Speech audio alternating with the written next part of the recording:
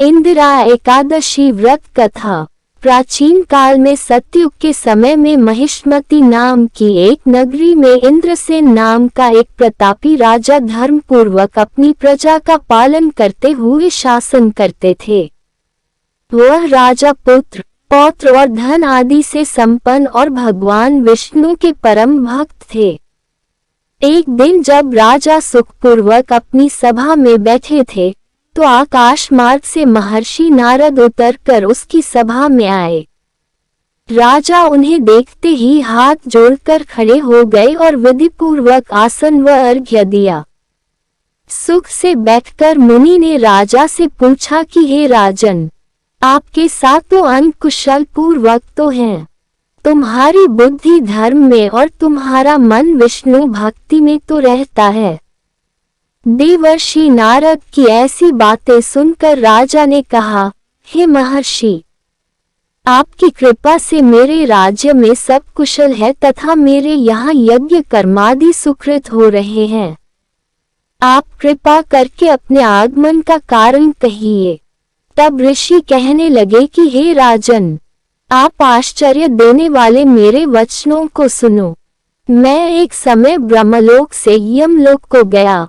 वहां श्रद्धा पूर्वक यमराज से पूजित होकर मैंने धर्मशील और सत्यवान धर्मराज की प्रशंसा की। उसी यमराज की सभा में महान ज्ञानी और धर्मात्मा तुम्हारे पिता को एकादशी का व्रत भंग होने के कारण देखा। उन्होंने संदेशा दिया, सो मैं तुम्हें कहता हूँ। उन्होंने कहा कि पूर्व जन्म में कोई विघ्न हो जाने के कारण मैं यमराज के निकट रह रहा हूँ।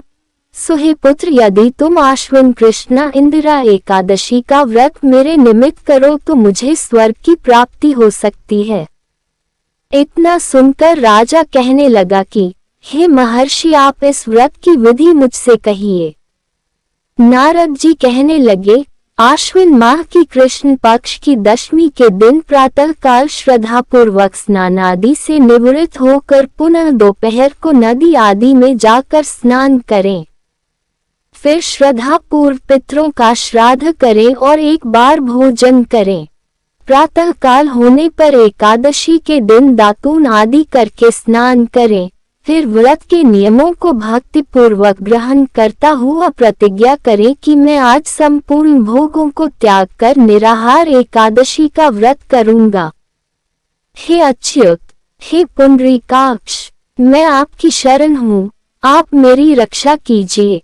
इस प्रकार नियम पूर्वक शालिग्राम की मूर्ति के आगे विधि पूर्वक श्राद्ध करके योग्य ब्राह्मणों को फलाहार का भोजन कराएं और दक्षिणा दें। पितरों के श्राद्ध से जो बच जाए उसको सूंघ कर गौ को दे तथा धूप, दीप, गंध, पुष्प, नैवेद्य आदि सब सामग्री से ऋषिकेश भगवान का पूजन करें। रात में भगवान के निकट जागरण करें। इसके पश्चात द्वादशी के दिन प्रातः काल होने पर भगवान का पूजन करके ब्राह्मणों को भोजन कराएं। भाई बंधुओं, स्त्री और पुत्र सहित आप भी मौन होकर भोजन करें। नारद जी कहने लगे कि हे राजन, इस विधि से यदि तुम आलस्य रहित होकर इस एकादशी का व्रत करोगे तो तुम्हारे पिता अवश्य ही स्वर्गलोक को जाएंगे। इतना कहकर नारद जी अंतर ध्यान हो गए।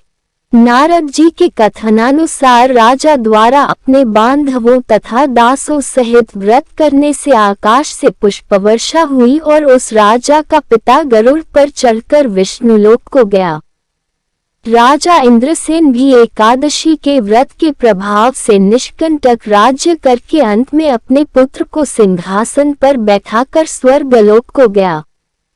हे युधिष्ठिर, यह इंदिरा एकादशी के व्रत का महात्म्य मैंने तुमसे कहा। इसके पढ़ने और सुनने से मनुष्य सब पापों से छूट जाते हैं और सब प्रकार के भोगों को भोगकर बैकुंठ को प्राप्त होते हैं। कहानी पसंद आए तो चैनल को लाइक, सब्सक्राइब, शेयर जरूर करें। मिले हैं नेक्स्ट स्टोरी में।